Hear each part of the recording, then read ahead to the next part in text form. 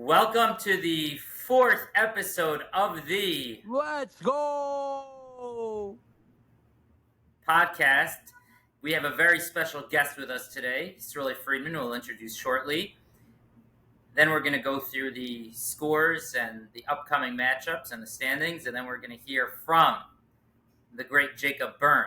But first, a word from our sponsor. I want to just first start, as always, by thanking Evo Care Group for believing in us from the beginning. They had zero reason to believe in us, other than, of course, the powers of Avi Edelman and David Gottlieb. But there was nothing there backing it up at the time, and they believed in us, and they partnered up with us, and we want to give them a big thank you. Without them, none of this is possible. Today, actually, I am currently in Florida, as you can see the pool behind me.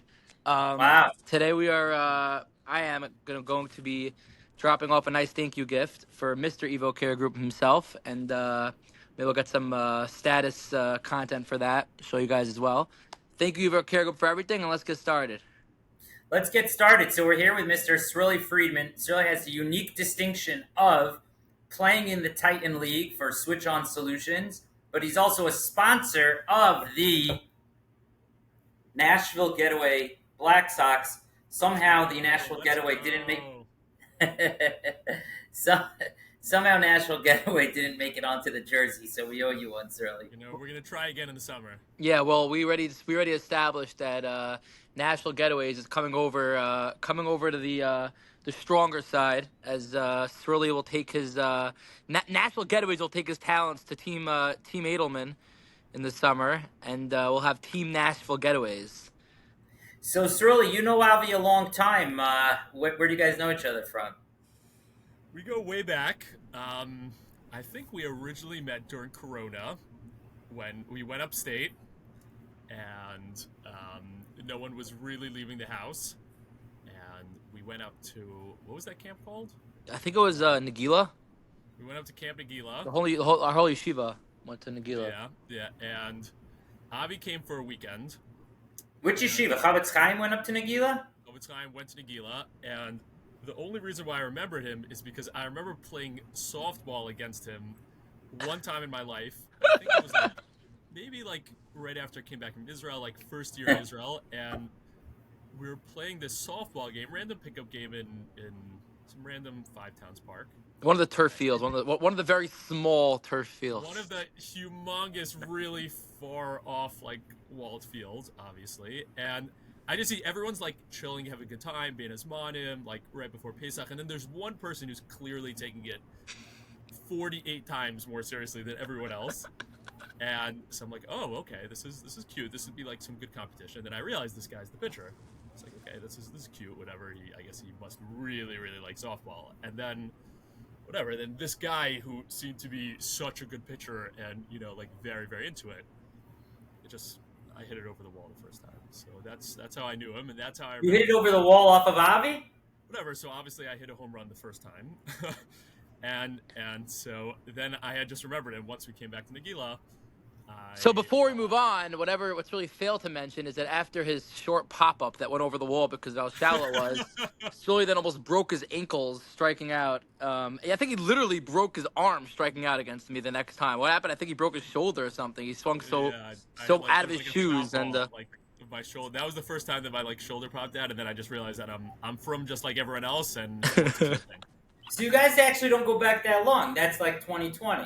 Yeah, not that far. 5 years or so. Well, 5 years, but then you brought Sruly to the Black Sox maybe a year or two after that, so I know Sruly almost as long as you are. I just do want to say, however many jokes you're saying, I think that home run was what literally why you texted me to come on to the Black Sox right after. So you can say whatever you want, but the bottom line is it made an impression on you.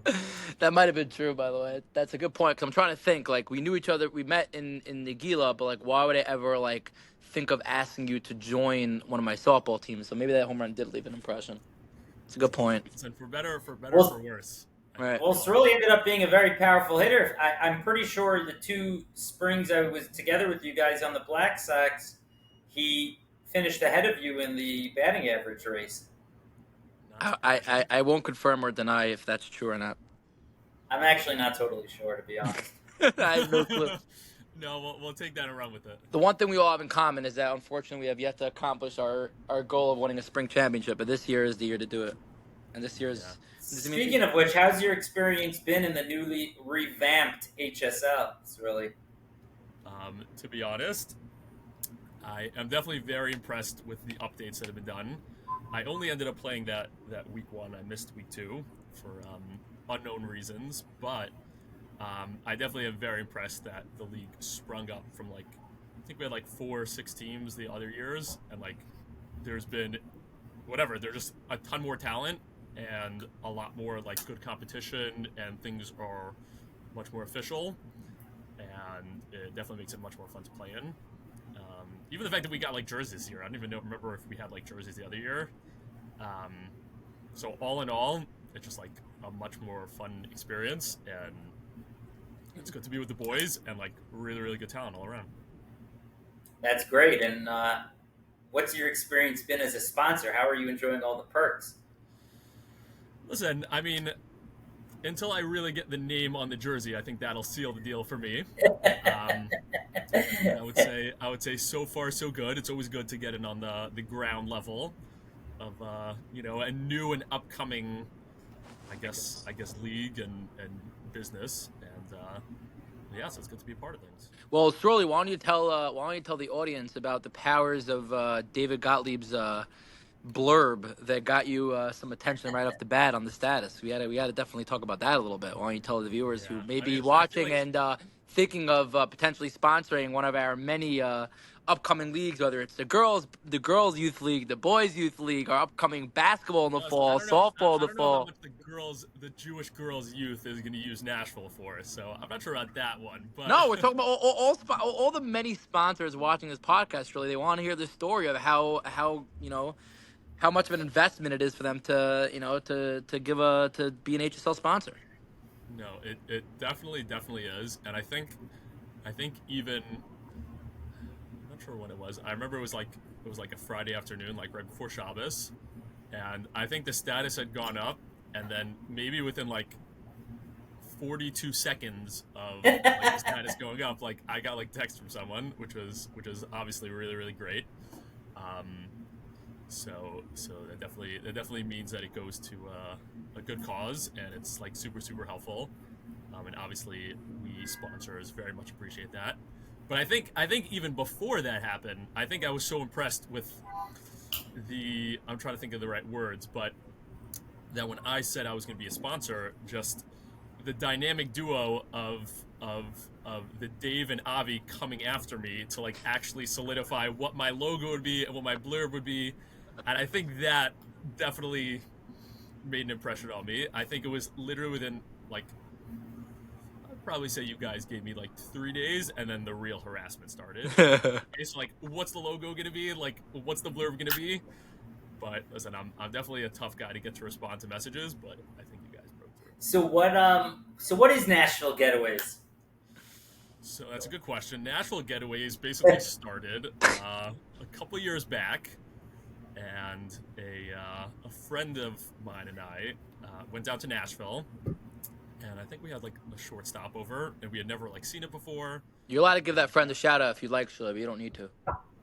My friend and I, Sruly Kramer, big shout out. And we went down for a couple of days. We had never been before. I think we found cheap flights, and we were both wanted to take a couple of days and hang out. And I think once we found Nashville, we were this is awesome. This is awesome. And I think now the Jewish world has started going a lot more, but I feel a few years ago, it just was a little bit more foreign. Definitely when I went there for the first time, I just hadn't been hearing that a lot of people were going. And it was just really, really great. It's a great time, brand new city, very revamped. Where we stayed was the heart of the city, which is right where the Predators play, right where the Titans play. There's tons of... The Nashville Predators, who are very much struggling right now to do anything positive on the ice, huh? Yeah. Did they lose the series yet? Are they down 3-1? What's going on? I think it was 3-1 last I checked. I think they were down 3-1.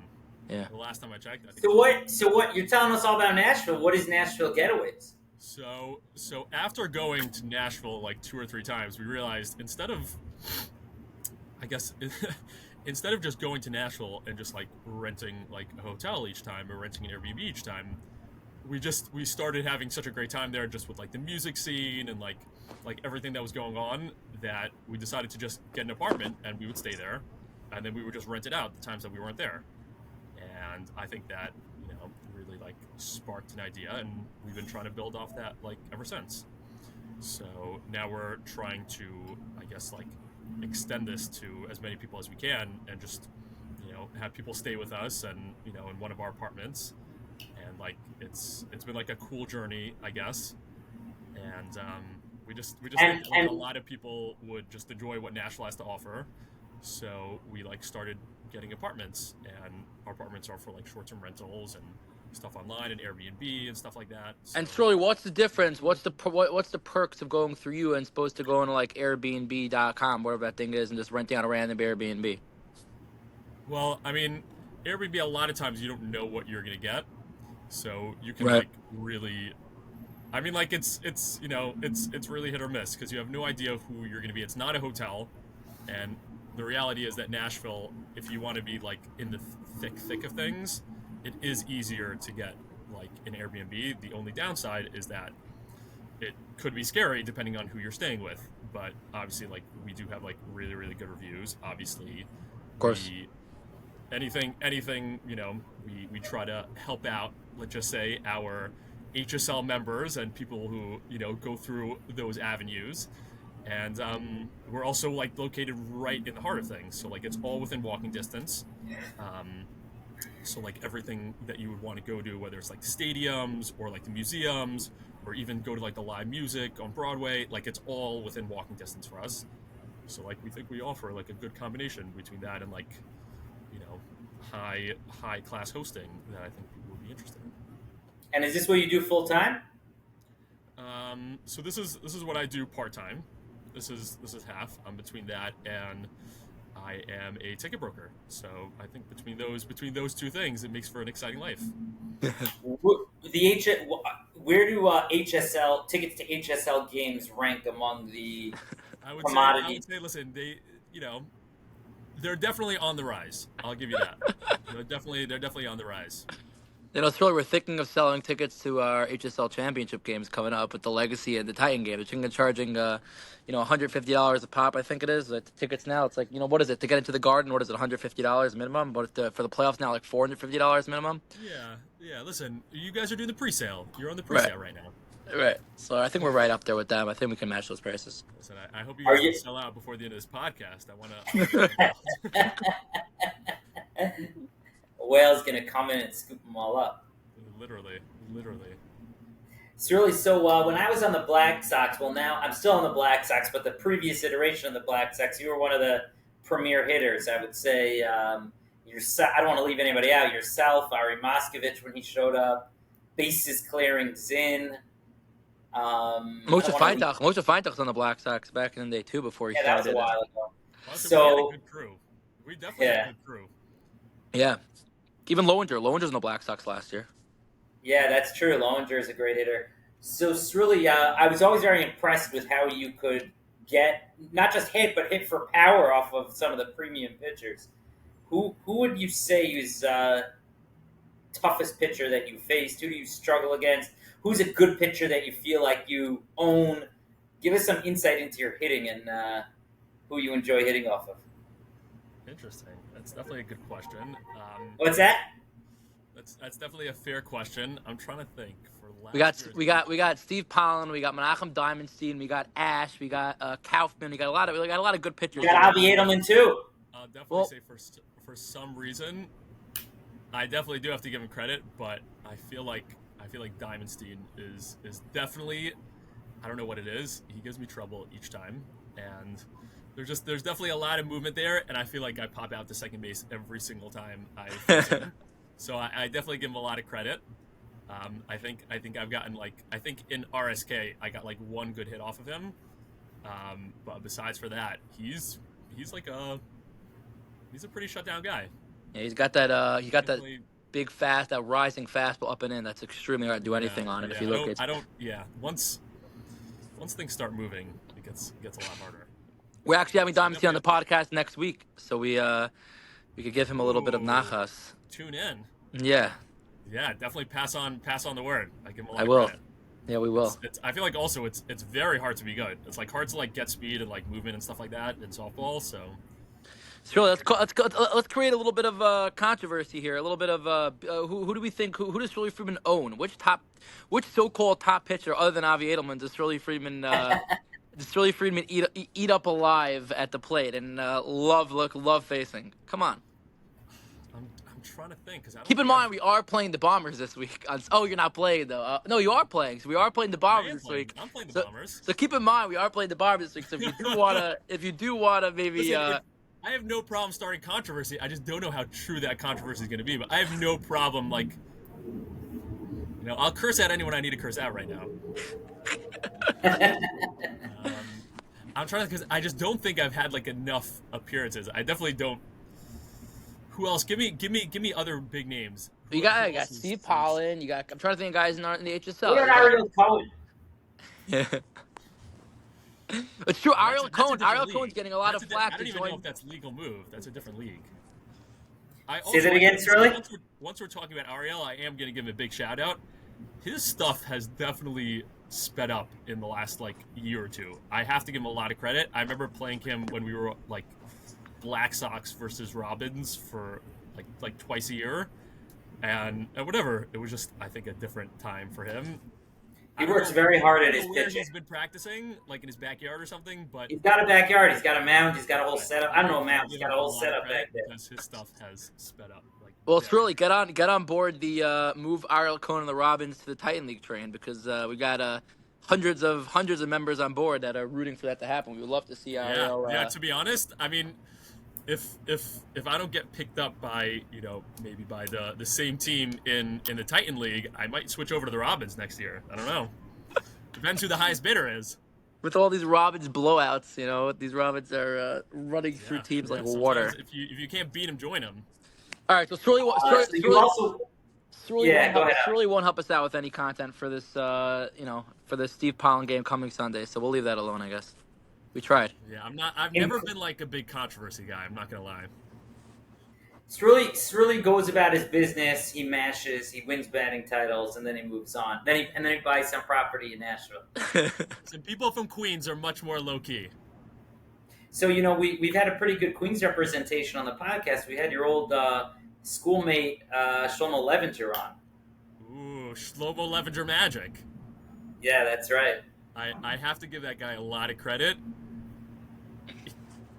He did he marketed himself really, really well, and he went places. Very, very impressive. Sure, He's the coolest guy in my status now. So you grew up in Kew Gardens also, huh? Yeah. So I think we even went to school maybe together, maybe for 7th and 8th grade. He switched into Tiferes Moshe, and then he was in Chavetz Chaim for 4 years. Wait, where were you before Tiferes Moshe? No, Tiferes Moshe I always was. It's elementary school. He said he switched in. Shlomo switched into Tiferes Moshe. Oh, where was he? No, I got it. You're good, Sruly. Yeah. Yeah, I'm not sure completely, but I got to know him there. He's an awesome person. We also live super close to each other in Kew Gardens, before he got married. So that was, I would see him all the time. And yeah, then he just blew up and forgot about all his friends, and he stops talking to us simple people anymore. But all jokes aside, I'm very impressed with what he's able to do. I feel like a lot of people talk about it, and he actually is doing really cool things every single day. So just don't tell him I didn't watch the new YouTube video yet and send in, a picture on the status. So just don't. Yeah, after we had Shlomo on, Dave, Shlomo put up the Angels, his Angels video. So now, Astros, I mean. So now he's got the Dodgers video up there and the Astros video up there. Yeah, I watched it actually. It was a great video. Yeah, it's really. And you're also a Yankees fan, right? Yeah, big time. Wait, but just before anything, can I? If I could use this as marketing, I'll pull my phone with my listing for my apartments, and then maybe we could do that also. If everyone has to send in a screenshot with them looking at it. Send us the listing, and we'll blast it everywhere. You'll have 50. You'll have so many people coming after you, so you won't know what to do with yourself. You'll regret ever marketing with us. I love it. I love it. So how did you end up rooting for the Yankees coming from Queens? I think I just really needed to see some W's, and I think Dave, listen, no disrespect, but I'm not sure how many W's are coming out of Queens right now. So, I'll tell you, by the way, for all the viewers here who don't have David Gottlieb status, Met fans are so poisoned that even when they touch other teams, they poison them. David Gottlieb was had enough chutzpah to put on his status that he's riding the Knicks bandwagon when they were up by 6 with 50 seconds left, and then the Knicks go on to blow the lead and lose. So even whenever Met fans touch anything, it falls to dirt. To be honest, I haven't watched basketball in so many years because of how bad the Knicks have been, and I completely forgot that basketball games start with about 50 seconds left in the game. So it was a total mistake on my part. But I think it was even better than that. It was like 28 seconds, and I have to be honest, whatever, it's not a big deal. Obviously everyone else after Pesach was like, maybe helping clean up, maybe at their programs, going to the pool. I obviously right after I just ran to the gym. And I looked at my phone right before I went, and it was 28 seconds left or something like that, and they were up by 6. I'm like, oh, okay, the series over. That's cool. And then I looked back 2 minutes later. I'm like, what in the world just happened? So I don't know what you put on your status, but it really did something. Doug, what'd you write again? That you're riding the Knicks bandwagon? I wrote that I'm driving the Knicks bandwagon. I've had a running. That was the issue. If you were just riding it, then it would have been fine. I've had a running thing about being on the Knicks bandwagon. So then they were about to close out the series, and I'm like, okay, I'm taking ownership. I'm driving the bandwagon, and then 4-point play happened a second later. By the way, I'm old enough. You guys probably don't remember Larry Johnson's 4-point play, right? No, I've seen. Do you guys even know about it? Seen the highlights. Do you guys even know about it? Yeah, of course. The Garden exploded. It's one of the loudest the Garden's ever been. Is this a little bit of a scandalous time for me to say that? Listen, I'm all for the Knicks because I'm from New York, but deep down, I'm a Celtics fan. Ooh, is that a really juicy thing to say? I mean, especially now because the Celtics just advanced last night and the Knicks, not so much. Well, listen, the Knicks are going to see the Celtics in the Eastern Conference Finals because they're going to walk right through the Pacers after the Pacers beat the Bucks tonight. Listen. Next time we talk about the Knicks, let's see how they do. How come you're a Celtics fan? So my dad was born and raised in Springfield, Massachusetts, which is a little home of the Hall of Fame. Yes, the Hall of Fame was literally 2 blocks away from his house, so it was right there. We actually went a bunch of times, and because it's in Massachusetts and it's not too far from Boston, they have a whole Celtics exhibit with Larry Bird and all the legends. So that was really cool. And then I just grew up going for the Celtics and going for the Bruins. So that was. So where'd the Yankees come from? So Yankees, I think what it was is that maybe I wasn't following baseball yet. I think maybe I started following just watching the games with my dad. For basketball and hockey, and then at a certain point I wasn't following baseball, and once I was here I think I just started going to games. Winner picker. All right, he's a winner picker. We love it. Honest, Celtics, Yankees. What you want, but it's a way happier life. Celtics, Yankees. What else? No. Well, you're a Chiefs fan now. Football's really. Depends how Travis Kelce and Taylor Swift are doing in their relationship. Do you think they'll tie the knot before opening week? There's a whole there's betting lines about whether they'll get married. To be honest, I was much better about following during the season. I have to admit that I'm a little bit out of the loop when it comes to their relationship. But listen, they'll either tie the knot or there'll be great content for another album. I do have to say also that just as a follow up, I don't think I'm a huge Swiftie, but I think I'm definitely a little bit of a fan. And which songs do you like? I'm saying you have to like the OG ones. You have to like Love Story, You Belong With Me. Those are obviously go without saying. But I was supposed to have tickets on the floor. I think she just opened another show, maybe in Indianapolis. Yeah, And didn't she bring her Aristotle back to America? yeah, she's coming back. Or actually, maybe she was doing like her new album, and but a lot of the songs would have still been the same. And I was supposed to have tickets like on the floor that someone like saved for me, and totally like I looked back like a week ago, they're totally gone, totally gone. So it's a little bit of a sore topic for me right now. Is what I'm trying to Wait, say. what happened to the tickets? I don't understand. No, I had a friend of mine that bought, and like a couple of us were supposed to go, and then I think there was just a little bit of a miscommunication, and turns out we're not going. So it's all in a day's work. Wow. Was it Shlomo Levinger? If it was, I probably wouldn't have minded so much. You can just like create 4 more tickets, so it's fine. So you're a little bit of a Swiftie. Wow. It's not such an easy thing for an alpha male like yourself to admit. Listen, if Dave Portnoy could admit he's a Swiftie, anyone could admit they're a Swiftie. I don't think it's a lack of man. I think that she's officially taken over, so it's not even like a lack of manliness at this point. I think either you're a Swiftie or you're lying. You know. Yeah, I hear the point. Yeah. Dave, if Taylor Swift was a Republican, there'd be a lot more male Swifties out there. I guarantee you. That's true. There definitely was some controversy going on with, I guess, maybe some of her actions as of late. The endorsing of Joe Biden. Yeah. You think any hardcore liberals will be watching our podcast, Dave, that we have to be careful about?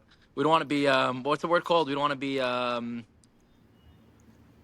what's it called again? You don't want to like knock out like half of your market. No, what's it called when they sell lifetime?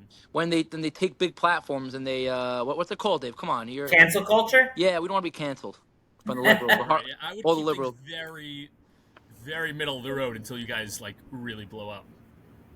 I think until 12 teams, you can't say anything bad about Taylor Swift. I think there has to be like a set in stone rule.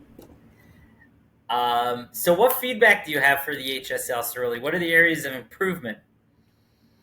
It's a good question. I didn't realize we were going to be so honest this early on. We asked all of our guests so far. We got some really critical feedback. What do you mean? You know Avi for 5 years. You're deep into the relationship already.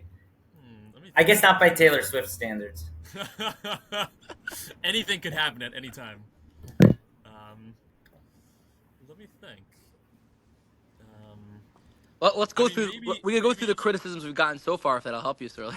I mean, I feel like in terms. I mean, I definitely do want to hear what other people say, but I feel like in terms of like stats and stuff like that, like if it's going to be a legit thing, it has to be very, very legit. But like to the utmost, like there has to be like certain standards. I feel like because I think that different teams are maybe doing it differently. So you're going to get like.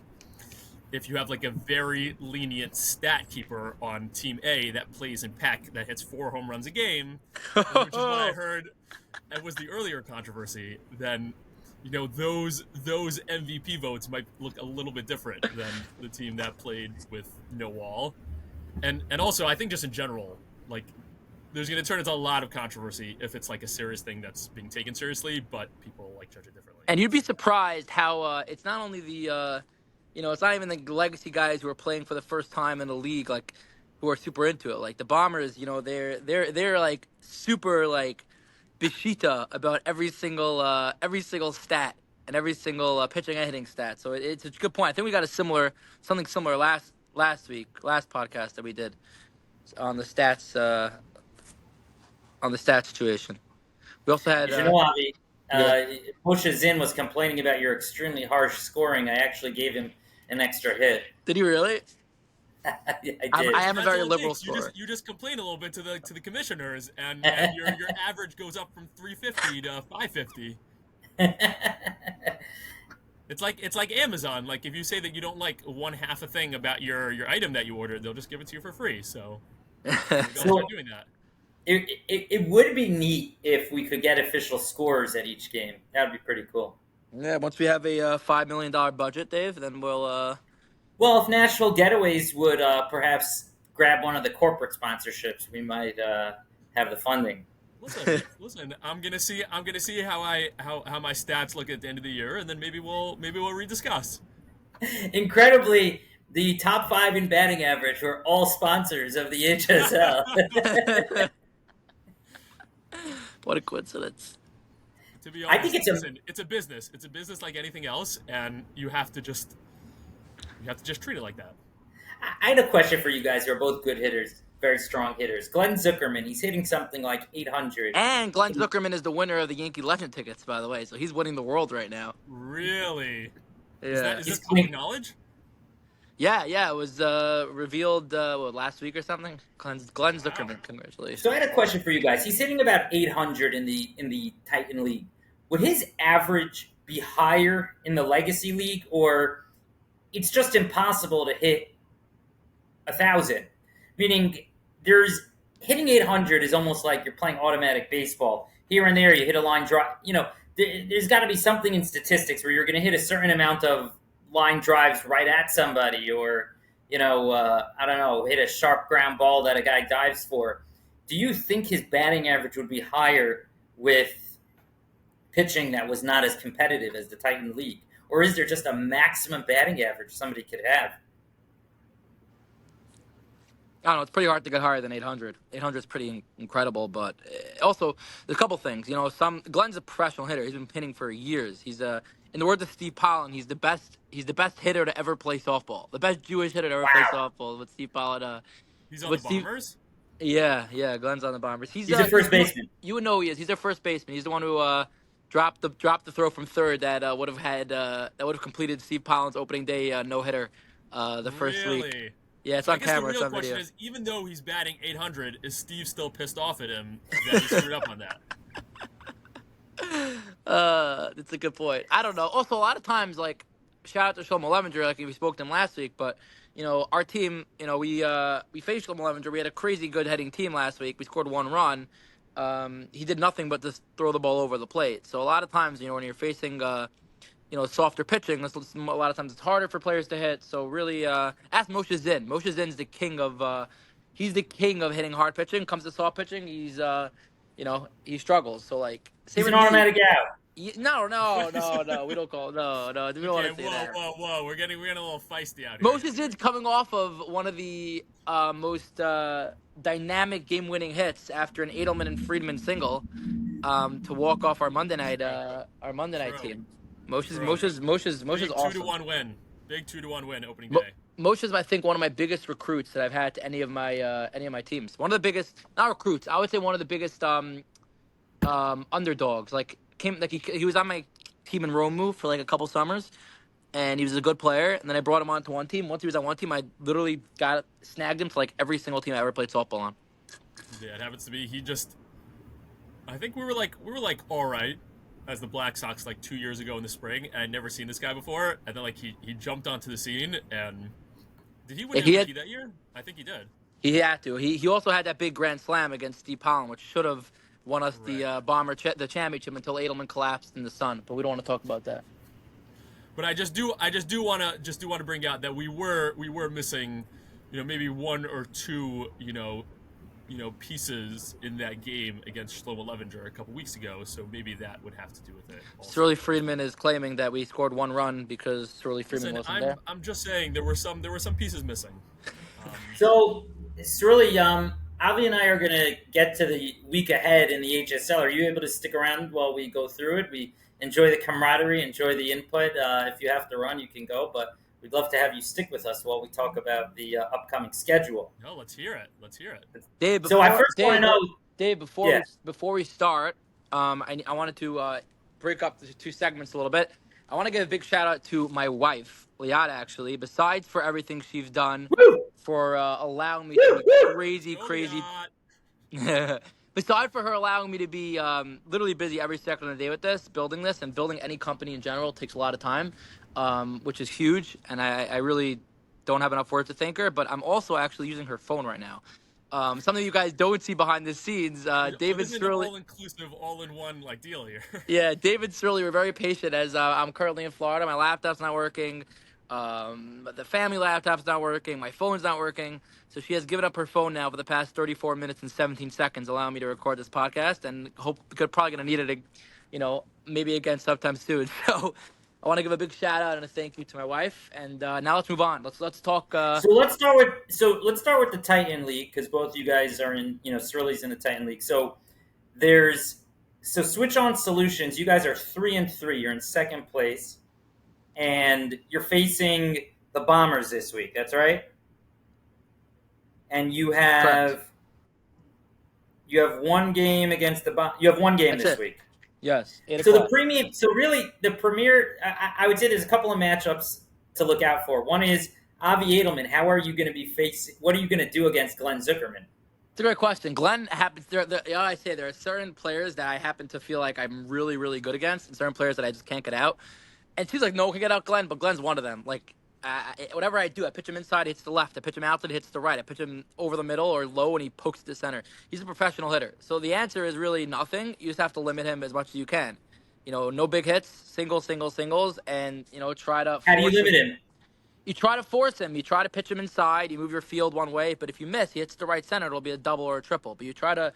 Any good hitters in general, at least my philosophy. I'm not an overpowering pitcher like Diamondstein and Steve. I have decent speed, but any really good hitter, what you try to do is you limit the field. Like if someone has a lot, you pitch somebody inside on a righty, you make him hit it to left and left center, and you shift him to left and left center. And that way, you're giving your field more of a percentage to be able to get the hitter out. If he wants to try to go to right on an inside pitch, call Kavod to let him do it. You're limiting his ability. He turns from a great hitter to an okay hitter. And if you can poke one to right field, let him do it. That's my philosophy on a lot of good hitters. Problem with Glenn is Glenn is such a good hitter to all fields. Wherever you pitch him, he'll just slice it and hit it hard anywhere. So it's hard even with the shift to stop him. So that's the issue. But I think with our field, Strun Solutions, our phenomenal field, we have both Rolach and Rokash in the I field really for call us. him Rokash. Rokash. Is that true? Rolach We and have two Rokash. Rokas this week? We have both Rokas. We got Ari and Hill playing this week. So they're going to be in. We are missing Moshe Zinn, but we have the Rokas, Sruly Friedman, Longer hopefully will be in. We got a phenomenal outfield, the Moskovic, Sruly Friedman, Zlotnick, Yitzi Kessler, Yoel Pfeiffer's back behind the plate. So we have a phenomenal fielding team. So all we got to do is hold them down in the field, and our bats will come alive. Steve and Koenig are both great pitchers, but I'm not too concerned about that. It's going to be a great game. It'll be a great matchup. When it's just one game. I don't know. They usually split. It's a good question. I personally hope it's Steve, only because Koenig has that pitch that rises up and in that I'm just personally not so comfortable with. Steve's pitch usually moves away, which I actually rather because I like going right and right center. So for me, it helps. I think you also really helps out. So on the flip side, it's really as a top tier hitter. By the way, where's Edelman batting you in the lineup this year? Is he still sticking you in the 8-hole while you're hitting 650? Is he still doing that thing where he's like, yeah, Sruly should be in the lower half of the lineup? Yeah, it's tough to say. I think I've learned that batting order, just like they said in third grade, it doesn't make a difference. It's always hard to tell based on where you're on the order how you're doing that year stats wise. That I definitely learned very early on. Sruly usually bats a consistent 7-8 in the lineup. Yeah, that's not bad. Usually one right behind me. And so who would you? Let's say you're facing Pollen. What's your approach to facing such a talented pitcher? To be honest, some days, like the days that he really, really has it going, it definitely is tough. And he gets a lot of weak pop-ups and like ground outs and stuff like that. So those days are tougher. I'm hoping one of those days won't be this Sunday. But I don't know. I think a lot of it is not trying to do too much and shortening up a little bit because he does have good stuff. So you can't overexert and overthink things, and you have to just keep things as simple as possible and just go where the pitch is and hope you make good contact. You know what the Bombers do? It's very smart of them. They literally play preschool depth. They have all their outfielders play 20, 30 feet out in the outfield grass, super shallow, and they basically force you to try to hit it for power. And when you do that, that's when it's trouble. So it's very hard because you try shortening up your swing, but there's not that many places you can put the ball because they're playing so shallow in the outfield. But then you try crushing it, and then you end up popping out or hitting soft, weak stuff like Shirley was saying. So that's what makes the Bombers very difficult to play against, at least hitting from the hitting perspective. It's a little bit like of a mind game. Right. But I think All ultimately... right, looking at the rest of the schedule. What do you say, Sruly? I said, but I think ultimately you can't try to do too much. Right. Looking at the rest of the schedule, there's also the King Ventures versus Mobat game. That's an interesting game, by the way. Because when Mobat brings their full team, they're really good. Not to say that because they beat us. Their field is phenomenal. Might even be the best. It might even be. I would even dare to say it might be the best fielding in the league. They have phenomenal fielding. They don't really. Shlomo Levinger, I can't talk because he held us to one run. But they don't have. I would put it this way: they don't have any veteran pitchers on the team.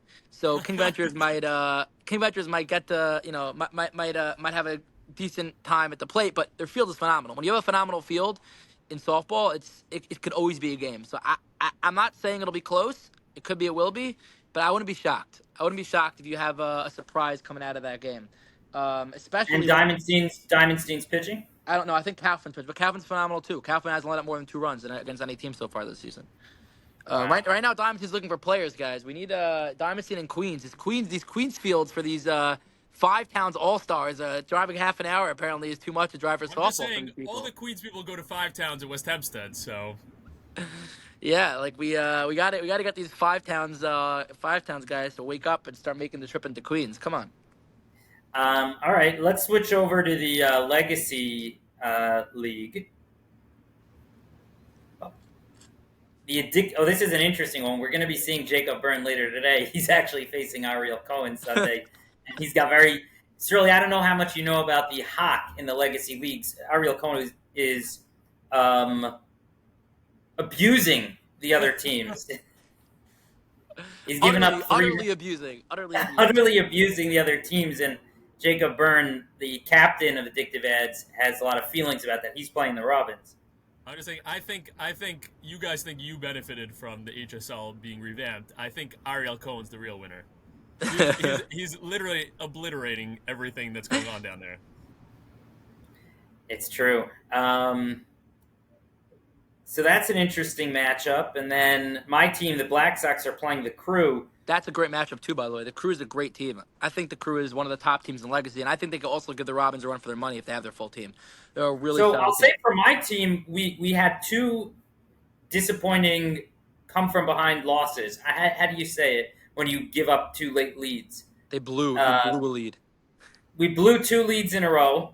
One against Scheinman's team, the Rumble Ponies. And that wasn't just blowing a lead. I think you guys were up by 7 with 2 outs in the last inning or something.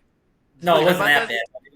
Something like it wasn't good. Let me put it that way. Yeah. And we also blew a big one not a big one, blew a late lead to the Hungry Hippos. So I would say the Black Sox are a pretty new team. Oh, you have this young Syrian chevra, a lot of fun.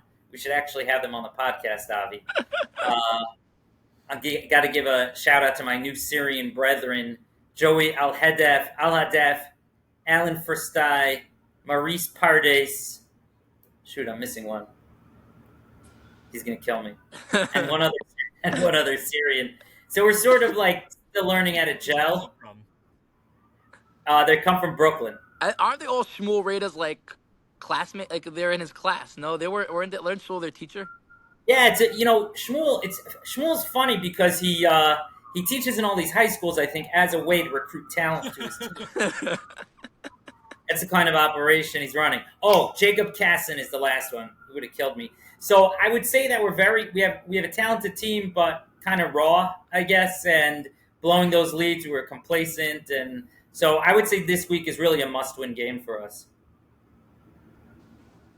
Annie's Kitchen Pandas versus the Yankees, Burger Hicks versus the Schwartz brothers, and looking at the standings, the Robins are 5-0, and then everybody else is really bunched very closely together. Yeah, it's a very, very tight. It's tremendous. 2 through 10 right now. Like the 10 seed is like a game out of 3 separate playoff spots. Like that's how crazy. Yeah. Like Jacob Birn right now, I think is 1-4, 1-5. He wins this week. He's in the if he upsets the Robins somehow. He's in the playoffs. So it's pretty crazy how stacked it is and how close it is. Yeah, so I'm about ready to wrap here. What else do you guys have on your mind? Shirley, give us some closing thoughts. It happens to be, I did want to just ask one question, because this has been definitely like something I was thinking about. When I assume everyone knows about the status, the fateful day that the status was locked out, the original HSL status. Yes. I'm just so curious. I guess, like, now it happened, but, like, were you, like, devastated when that happened? I felt like that. How do I explain? I felt like my life ended. Like, legitimately felt like my life ended. Because you have to realize I spent, not even about the work, just the time. I spent, I think, when did we start this, Dave, the status? In October, maybe, or September?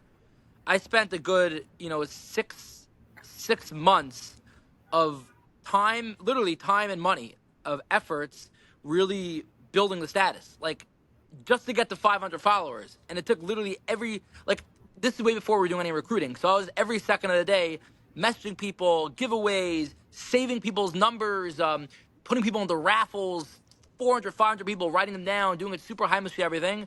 And then one day I'm just logged out and everything's gone. I call Verizon up. It's a Verizon number, but it didn't have my name to the account. The app that I used is a temporary number, so they had a right to pull it for me. Gone. Literally lost everything. I was devastated. And thank God I have a partner like Dave, who's also, as you know, a very well world-renowned psychologist. And so he was able to give me a little bit of therapy and calm me down a little bit and tell me it's okay, the world will move on. And it's a good thing it's happened with 500 followers and not 50,000 followers, which will Mirza Hashem have in the next few months. And Verizon was very nice. They gave me a second number, a legitimate number this time. And now we're back. We're back to around 250, 300, and I think we'll be back to 500 and more in no time. Okay, nice. But yeah, it's definitely very impressive. You guys popped back up right away. Well, it's to Avi's credit. He's working very, very hard at it. Avi had a very rough night that night. Oh boy! I was texting with him at 1 a.m. I was texting with him at 5 a.m. I just kept saying everything. Something like, I woke up first thing. You said I went to sleep late. You said I'm not going to sleep tonight. First thing in the morning, I texted you. I was up. I'm usually up pretty early. You were up. I was on the phone for it was sort of like that night before the Bombers championship that we lost. Me and Avi were texting at 2 a.m. We were texting at 5:30 a.m. Well, that night also I was up because that night was one of the crucial nights of the Chavetz Chaim raffle campaign. And I got a really big donation at like 1:30 in the morning, and I was on such a high that I couldn't. Was it from Shuey Hoffman by any chance? Well, no.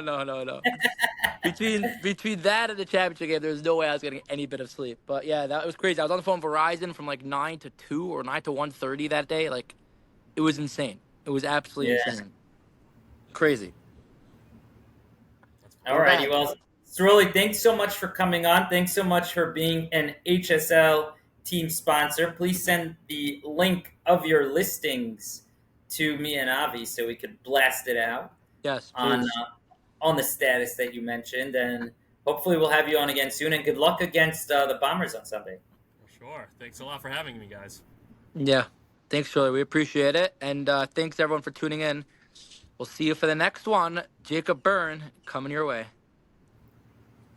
Bye. Bye.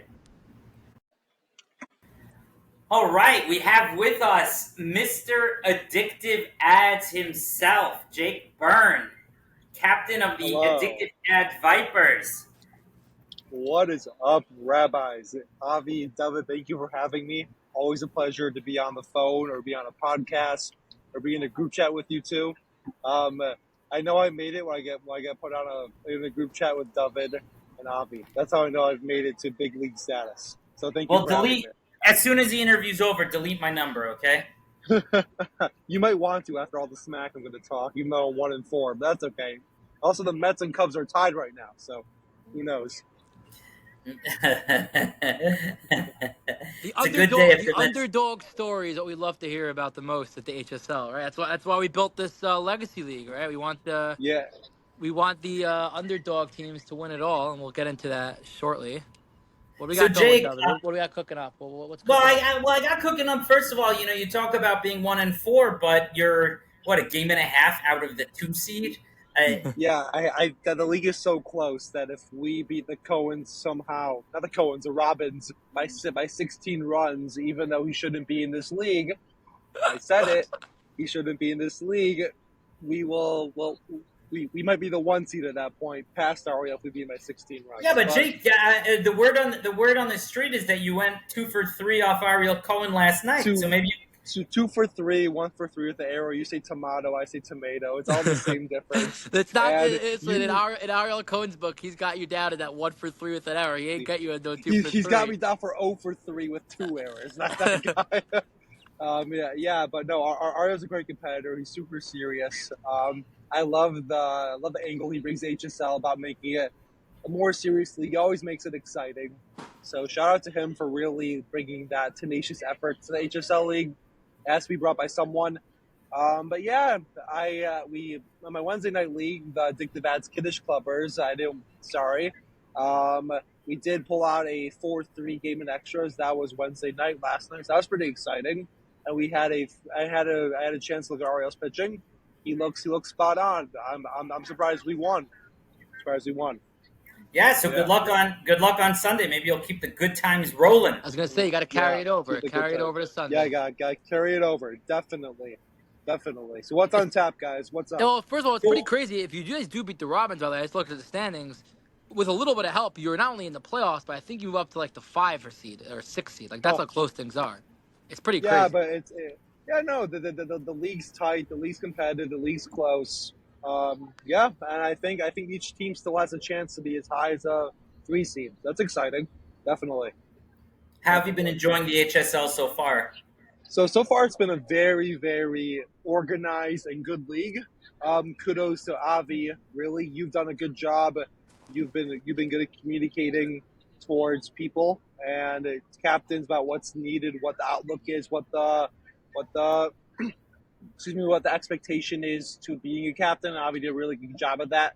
And David, I can tell, does a really good job of logistics, kind of behind the scenes with the stats and the data. And both the guys put in probably what's considered a full-time job into this. We would have no field. We would have zero field without David. David's, there'd be no league without him. We wouldn't have fields to play. David's a field. David's like the logistic guy. I feel like Avi's just like the face of the league. Like, in Joe Rogan, they have that guy who they call out behind for all the information. What's his name? Whatever.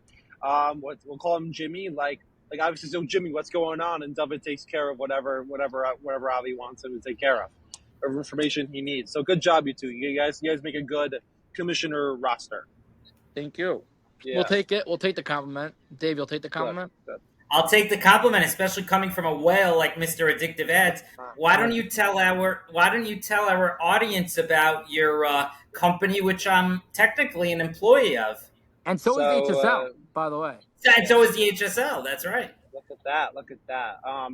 Basically 2.5 years ago, while applying for jobs in finance, I got bored and paid 50 of my friends to post ads in their WhatsApp status saying, come get paid to post ads. And that's how I got my first 250 posters. And from there, kept on going, and clients reaching out. So one of my... Oh, wait, slow down. For our audience, me and Avi already have familiarity. Take it back a step. What is addictive ads? You're talking about your friends getting them to post ads. What are you talking about? So addictive ads is an advertising agency for Jewish companies on WhatsApp status. I paid about 3,000 people to post ads in their WhatsApp status in the Jewish world. And most people have over 75 views, sometimes over 80, most of them over 100. And I pay them to post ads.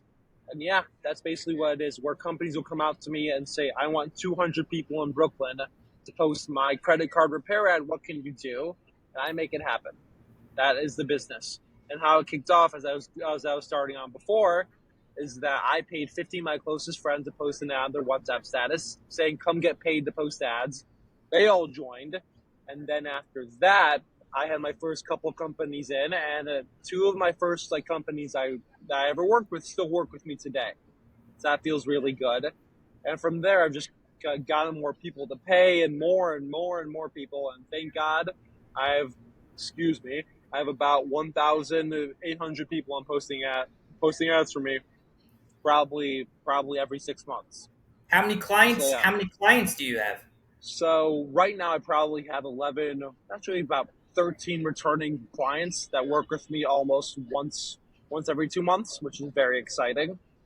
But most of my clients right now are returning clients, which I think is very important. And let's go into business here a little bit. Let's take a little detour.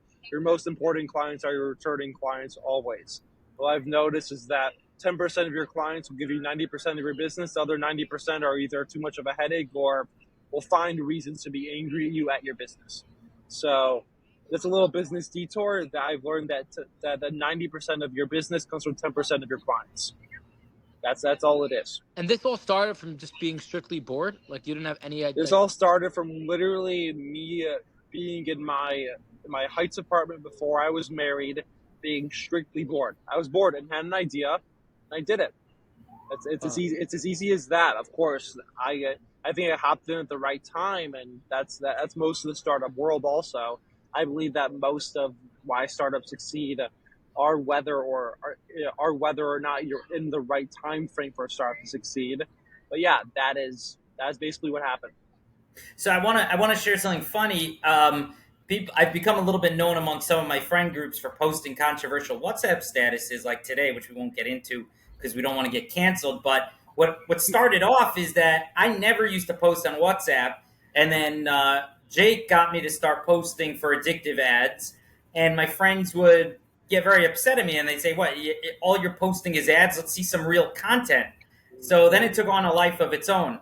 But I will say something I've been so impressed with as somebody who posts for addictive ads is how many different types of businesses there are. I could be posting one day for a men's kosher spa, and the next day I got a lot of responses for that, by the way. A bunch of people were very interested in that. If you actually asked if there's No, one it's for, good. if you asked if there's one for women's also, I got a couple of people who texted me their wife is wants to get involved. It looks good. I mean, it looks great. I get to go. I want to go probably next week. Maybe the HSL should do a little field trip to the World Spa for men, for the It men's should be an hours. award. It should be one of the awards for winning MVP or winning. Avi, maybe the Oh, next giveaway. Maybe the next giveaway for your status. next You get giveaway. to you get to Oh. spend some time at the spa with Avi Edelman. Who wouldn't love to think spend there's some- time at the spa with Avi Edelman? I can't imagine anyone who doesn't want to spend time with Avi Edelman at a spa. I can't imagine. If only I'd With be Avi Edelman, period, but at a lucky. spa for sure. Call the Claimer as we're on it. We're good. Jake, have you faced Avi Edelman as a hitter yet? I think I faced him last year, and to be honest, my last year I was terrible. Like I wasn't good. I was just this big guy who walked into the league, and I wasn't so confident, and I really didn't hit well towards the end Jake, of the who'd you second. play for last year? You played in the spring last year in HSL? I was on Nachum Mintz's team last spring, and we actually were the 5 seed in the playoffs, and our team didn't get to play in the playoffs because the sub roster wasn't big enough. Fun fact: we didn't have enough subs. We were on the Nachum Mintz special team that didn't get to play, so that's why I was a little salty. But I'm happy to support my friends Avi and David in their business ventures. I think you guys took a hold of the league and are making it better. So good job. I'm happy you put trust into us because after what happened to you last year, not having enough players to qualify for a playoff game, I don't blame you for being skeptical of rejoining the HSL. You put in new faces. You guys put in a lot of effort to make the spark alive again. That's that. Yeah. Jake, what areas of improvement do you see for the HSL? Well, I can talk about the 2 biggest ones. The first one is definitely the organization of it. I think the captains are more aware about how the game should go, and there is a certain element of what captains have to bring to the table, and captains are exceeding the expectation, I feel like. And you guys really set that, so that's good. The second thing is I feel like the social side of it. Last year there was no social side of it. There wasn't these podcasts, or there wasn't the WhatsApp status. There wasn't like the constant publicity that you guys are putting into it now, which is very good. I actually love the fact that you guys constantly are, or almost constantly are, updating some type of social media about the league, which is very good for the league. It's very good for any business. But I'm asking you, what are the areas that need improvement? Oh, what need improvement? See, I was so blindsided by what was improved. What needs improvement, in my mind, is the PEC fields. Don't use the PEC fields ever again. I think we had 5 home runs hit against us at PEC number 10 or PEC. I'm not sure. I think PEC That's a very scandalous. PEC 3. It's a very scandalous thing for me to say on here. I might get canceled. And Yona Berger is going to cancel you. Yona Berger's going to cancel me. Great guy, Yona. He's on the payroll also for addictive ads. There are a lot of people on the payroll. Yona's getting a lot of airtime on these podcasts today. He deserves it. He's a great guy. He's a nice guy. Yeah. And the second thing while I'm at it is there should be no early games in West Hempstead. None. There shouldn't be any early games in West Hempstead for any Queens teams. It's hard to get there 8 a.m. from Queens or even from the 5 towns. There should not be an early game in West Hempstead. That should be a clout. And then like I said. It's Then the interesting third feedback. thing. I haven't heard That's that one very yet. valid feedback, by the way. That makes a lot of No, sense. okay, fine. By the way, you should know. I I mean, it's great feedback, and I think it's a legitimate thing we should look into, Dave. But Baruch Hashem, how spoiled we've become now that before this year there were never even any fields in Queens, right? It was all West Hempstead and Five no. Towns, and if you wanted to play and you lived in Queens, you had to drive 45 minutes no matter what, or half an hour, whatever it is. Now we Baruch Hashem have so many fields in Queens that people don't even want to leave to West Hempstead and Five Towns anymore. It's awesome. No, And I'm fine playing at 10 a.m. in West Hempstead. It's just the 8 a.m. trek is very hard. Right. yeah, but you know Especially when you in the play at summer. 10 a.m. in West Hempstead, you know it stinks. You get in your car at 12:15, and it's like 37 minutes back to Kew Garden Hills. I And hate then that. and their Sunday doesn't start until 2 p.m. and that's also bad. So Listen, I see it both ways. Dave, as I see it both a ways. salesman, we ignore the drive back. We just sell the 15, 20 minute no traffic drive there. And once you're there, Randy, all right, they deal with the 35 minutes going back. We don't You have like talking 35 about minutes. that openly, you know.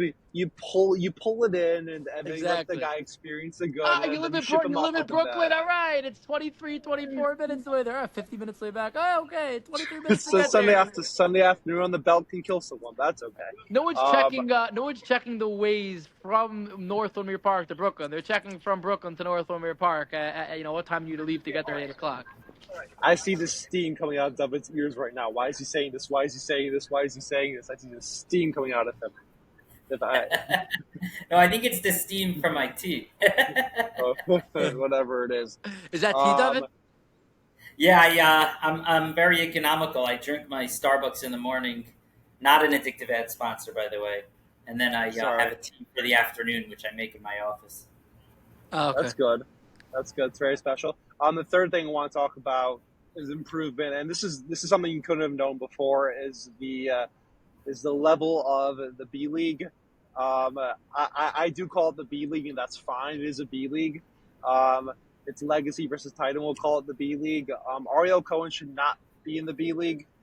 You guys might start smiling right now, but the guy practices way too much to be in the B League. I'm sorry. I don't know his practice routine, but I just feel like he's the type of guy who practices a lot.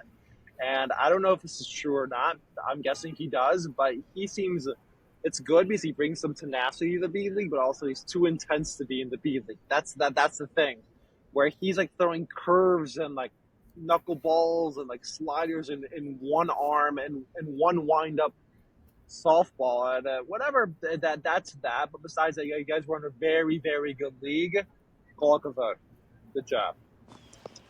Jake, I'm predicting an upset this Sunday, by the way. I'm calling Addictive Ads 7, Robbins 3. Mikey Weiss is going to throw another. Talk about Mikey Weiss, Jake. Come on. Mikey Weiss is your guy. Okay. Talk about Mikey So let's Weiss. talk about Mikey Weiss. So let's talk about this a little bit. This is next on the agenda. I should have added this to the list.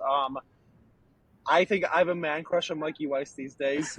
He's pitching lights out. It's just our field behind him has really supported him too much, and we'll get to it. We need a pitcher around January. I think earlier this year, it was January or February. I texted Avi, "Hi, we're struggling to get a picture. Can you pick up?" He says, this guy Mikey Weiss, he hits his spot, and Avi really played down how good Mikey Weiss is. Mikey Weiss goes out. He's pitching lights out game 1. Our field stinks. Game 2, pitches a great game. Our field makes 17 errors, probably more.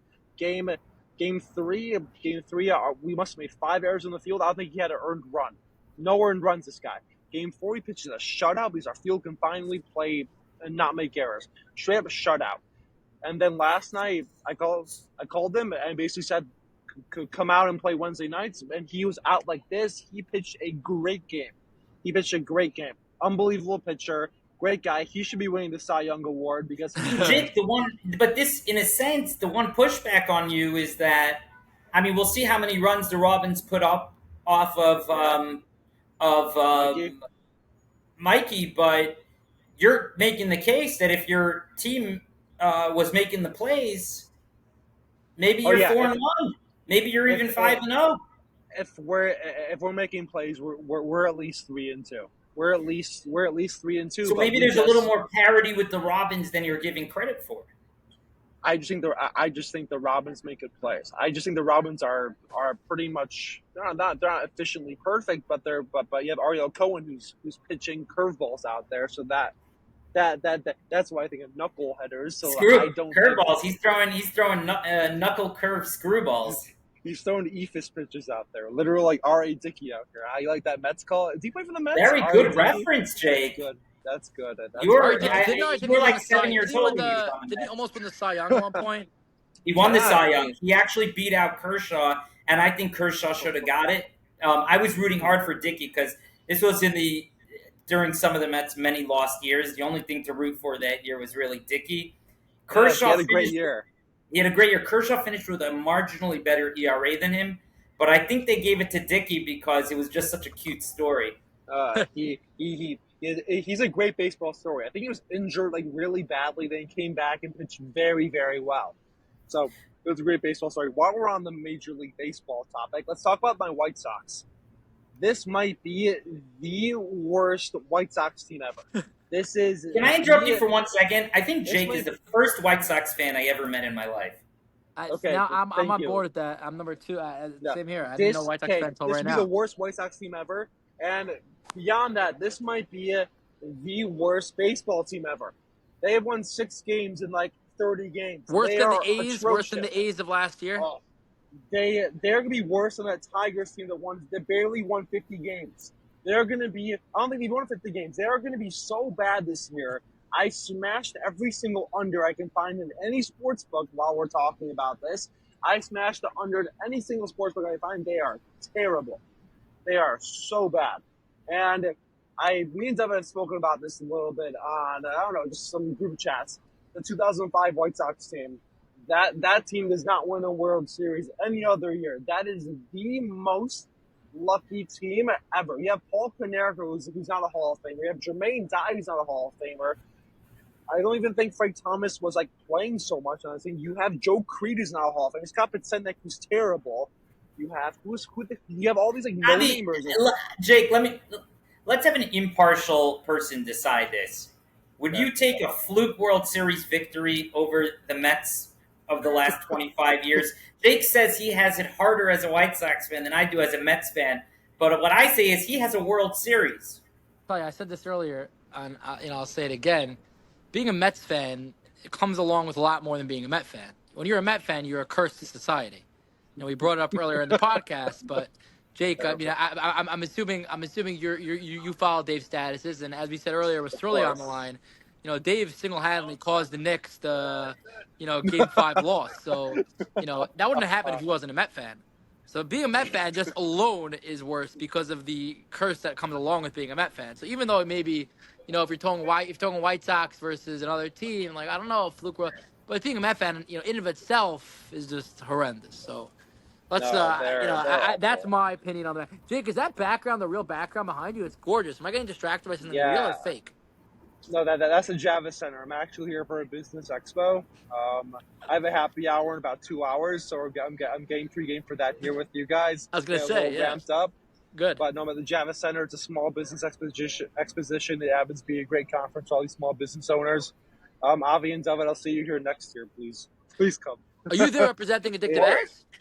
I'm there representing Addictive Ads and a couple other businesses I have. If I want to go back down the small business topic, I also created an advertising marketplace, admert.com, ADMRT. It's a really easy way to buy and sell ads.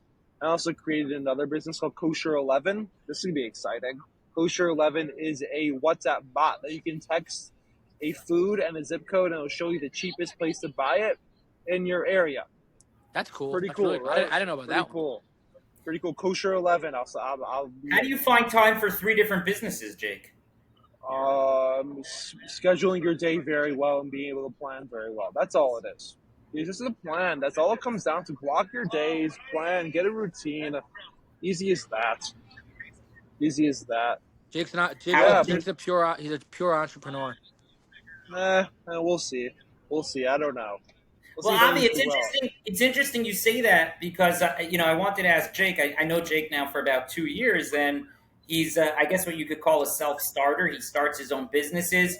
He very quickly became captains of teams, sponsors of teams. You seem to have a lot of strong leadership qualities, Jake. Yeah, I mean, I have strong leadership qualities, but my self-esteem is like a clam sometimes. Unfortunately, that's just that. That's just, I think, the way I am, and What does that therefore, mean?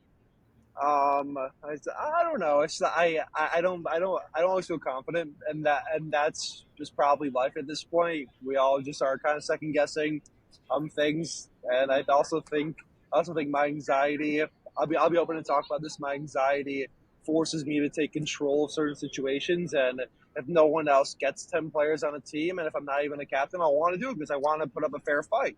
Yeah, So I'm seeing that firsthand I right now think with the summer league. Jake joined one of our summer teams. Of course, brought his boy and God, Mikey Weiss, to pitch. But woo. Jake saw they needed some guys, and Jake took control. He got Mikey in there, and he's putting out positions, who has who. But then Jake's not even. I mean, maybe he'll sponsor. You never know. But right now, he's just a player on the Maybe. team, and he's taking control of helping the team. Round out.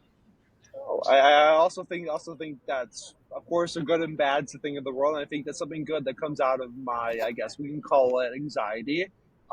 Is that I want to do things right, and it's my perfectionist in me. So I think that's fair.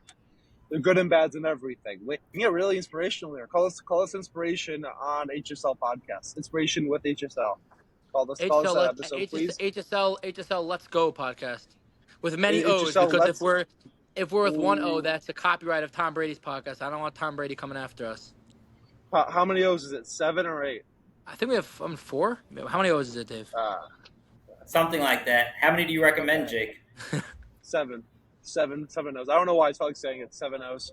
It's good. So, Jake, It's tell good. us. Let's get to know Jacob Birn a little bit more. So, White Sox fan. You're from Chicago. White Sox fan, born and raised in Chicago. The little origin story of the White Sox is that my dad's originally from Fair Lawn, New Jersey, and he moved to Chicago when he was 13. And it was a choice of being a White Sox fan or a Cubs fan. The Cubs were terrible in the 80s, so my dad became a White Sox fan, and therefore I'm a White Sox fan. I was born in '99. David, what TV shows were out in 1999? Do you know? Seinfeld, Friends, You know. Was Will and Grace. was SpongeBob around in 1999 or not yet? I don't know. I was a big SpongeBob guy. Yeah, so I think David's bar mitzvah was in 1999. I'm just joking. Maybe he's not that old. I Practically don't know. 2000. 2000.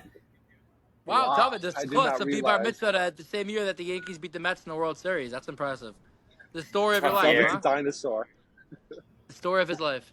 And then went to Pretty Ida much, Crown Avi. Jewish Academy. Went to Ida Crown Jewish Academy for high school. I played basketball, some softball, and all these sports. It was a fun time. And then went to Israel for 3 years, believe it or not. Went to Mevaseret. I went to Mevaseret for 1 year. It was good for the year. I wouldn't go back a second year because it was a little too religious for me, and I didn't like some of the ideas that they had, so I just didn't do it. And then I became a dorm counselor in Ashrenu for another 2. So I was in Israel Wow. for 3 years. Then COVID happened, so I got sent home. And then during COVID, I met my wife. I met her on J-Swipe, actually. Fun fact of the day. And then we got married in 2022 and moved to Queens, Forest Hills. That's how I met David Gottlieb. I was first introduced to David's sumo wrestler of a son, Svi Aryeh. Yeah. The kid walks and the floor shakes. It's kind of scary. And then I became friends with David through his son. That sounds a little creepy, but but besides that, Did you actually? How'd you meet David? You met him in the shul? I met David probably at Kiddush. I thought I remember this. David's son was adorable, so I went to go see David, to go hold David's son, and David's son took a fall for me, and then I started talking to David, and we became good friends. I think David and I are both blunt people. I think we both say things how we mean them, and I think that's why we became such good friends. That's very sweet, Jake. I agree. Yeah, and I don't know why I'm friends with Avi. I'm just joking. I'm just playing, guys. Avi's a little rough around the edges, but once you get to know him, he's a softie. A little rough. I'm very Yeah. rough. So then once you get to know the real Avi, He's very there was rough something I around the wanted to edges. say, and I'm forgetting it now. Now it's bothering me. All right, it is what it is. Okay. Yeah, but no, this year's been okay. We're 1-4, nothing to write home about, but we have strong hopes. You got plenty of time David left. You got Tom- 3 games left. You could still end up at 500. Exactly. Many times left. Double Tom just has to not leave men on base, and we start winning games. I just have to start hitting the ball. This Holomoid actually went to go hit 400 pitches at the batting cages on Thursday and Friday. I think that's why I was able to go 2 for 3, or according to Ariel, 0 for Which 3. batting cage did you go to? In Florida, I went to batting cages. I was in Florida for Pesach. I went to I don't know. There weren't like any other Holomoid trippers there, so it was good. Oh, Jake, that's what I was slightly gonna. off topic. Yeah. No, I remember what I was gonna say. Jake, you mentioned basketball for a second. You're gonna be joining the HSL basketball league in the fall. Ooh, I would love to. I'm just waiting to hear what days it is, and I think I'm in. I play a scrappy center, so we're good to go there. Dave and I are taking a trip down actually tomorrow. Check out a couple of potential gyms in Queens. So hopefully we could secure that and get rolling with the fall. We're looking forward. That's good. That's good. Yeah. Hopefully there'll be an Addictive Ads banner by the time the end of the season. Yeah. Jake, Hey. slightly off topic, but this is very much up your alley, this type of question. You mentioned you were in Florida. I looked at the list of kosher restaurants over Pesach in New York. There was one kosher restaurant open in the Five Towns, and it was Berrylicious. And then I looked at the list for Florida. There are about 50 names on it. I'm not sure. We didn't go, but continue. Is this a sign of the decline of New York City? New York City's done. Like honestly, I don't know why I live here. Like I say to Anna, I think it's because Anna, my wife, has got a job in the fashion industry in New York City, so I think that's why I live here. But literally, I went down to New York. I went down to Florida. I'm like, why do I live in New York? Like, everything's here. I was talking to some other people. We're by my wife's grandparents in Century Village in Deerfield Beach, where the food is good and everyone's asleep by 10 p.m. It's a lot of fun down there. And it's one cup of wine. We're all drunk at the Seder, so that's even more fun. But yeah, like I saw some younger guys there, and some of them like live in Boca, live in Hollywood, some of them like live in Parkland, and just I was thinking, why do I live in New York? I mean, it's more expensive. No, I'll tell you why, Jake. It's very easy. I'll tell you why. You live in New York because that's HSL. Yeah. When we come down to Florida, when we come down to Florida very soon, hopefully sooner rather than later. Wink, wink. Then you move to Florida, but for now we only got HSL in New York. You know where you ain't no. Yeah, hopefully the Addictive Ads private jet can fly me from Florida to New York. I'm laughing as I say private jet. That's funny. But no, I'm a very big believer that Florida's the next space, the next place for the Jews. Yitzias, Miami, Bezras Hashem, or Yitzias, New York, please God, and we will go down to Florida, and we'll make it great again. Jake, right now I'm in Hollywood, Florida, by my brother and sister-in-law. I have like three aunts and uncles live in Boca. My father has a place in Aventura, so I'm all over the map here in Florida. So yeah, I think it's just gonna get more and more. I really think it's gonna, it's crazy. It's gonna be a strong pull to move down there. Yeah. So Avi lives in New York, has relatives in Florida. Nice. He's like Pitbull out here, Mr. Worldwide. What about you, David? Where are you looking to move to after Queens? It's a very good question. Okay. So where? All right. Well, Jake, we're about out of our time. Yeah, this is too much fun. We'll have you back on soon. What are your closing thoughts for speaking of Mr. Worldwide, for our worldwide audience? Yes. Thanks for tuning in, guys. Hope you tune in the next episode also. Your commissioners, Avi and David, did a good job with this league. They really did a good job. They took what was built, the foundation, and made it great again. I believe this season we're 1-4. It's a fluke. We should be 5-0. But Ariel Cohen should not be pitching in the B League, and we'll do a little part of the interruption. I have 60 more seconds, and people should move down to Florida. That's all. Love it, Jake. Thanks so much. We'll look All right, forward. Jake. Thank you guys. See you soon. Yep. Bye. Have a good one, guys. Bye.